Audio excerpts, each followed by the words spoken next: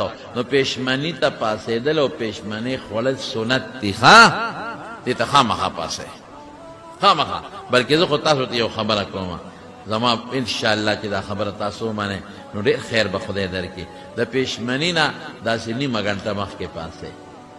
زیات نه خیر دی څو منټه نیمه ګنټه نو په دې 5 منټو کې اودس کېږي یا په 10 منټو کې د اودس وشي نو ښکلې پا بسې نو اودس به وکړي نو په 10 منټو کې یا په 15 منټو کې ښکلې یو اته رکاته لمونځ کېږي مزېدار څلورم کولی شي دوم کولی شي شپږم کولی شي اته د رسول الله مبارک غالب تهجد چې اته رکاتو نو بیا په دغه 10-12 منټه کې سړی روټۍ هم خوړی شي هېڅ مشکل نشته نو ګوره تهجد لږ مهرباني وکړئ د رمضان په دې میاشت کې کوئ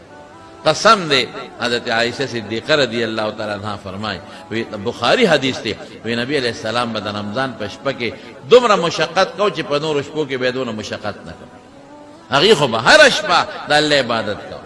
تهجد خو به نبی علیہ السلام مستقل کول بلکې بعض علما وایي چې په هغه تهجد فرض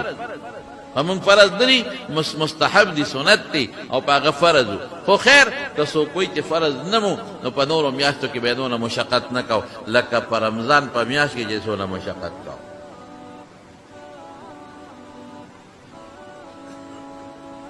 نو اسیم پېشمني له پاسو کنه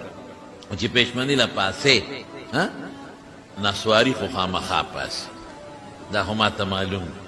هغه خو که پېشمنۍ کوي که نه کوي خو خوله کې به غونډس کې راغی منه چې هغه غریب خو بغیر د دې نه کار یاره د دې مردار نه خو به دې روژه کې ځان خلاص کې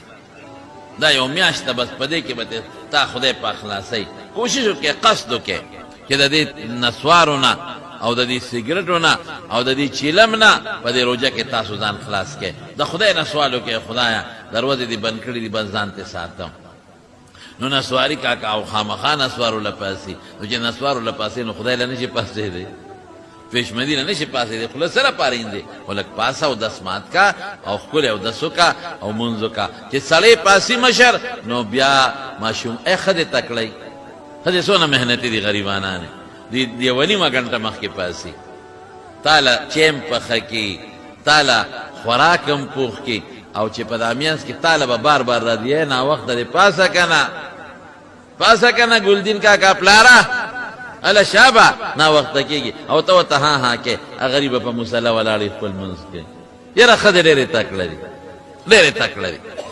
خپل تهجد وکړي دوه وکړي څلور وکړي او خپل تهجد وکړي نو مهرباني وکړئ پېشمني وختي لږ پاسئ او تهجد کوئ په دې الله خوشحالېږي او بیا اخره شپه خو ډېره قیمتي ده په رمضان کې بیا اخیری شپه ډېره قیمتي ده تراویم کوئ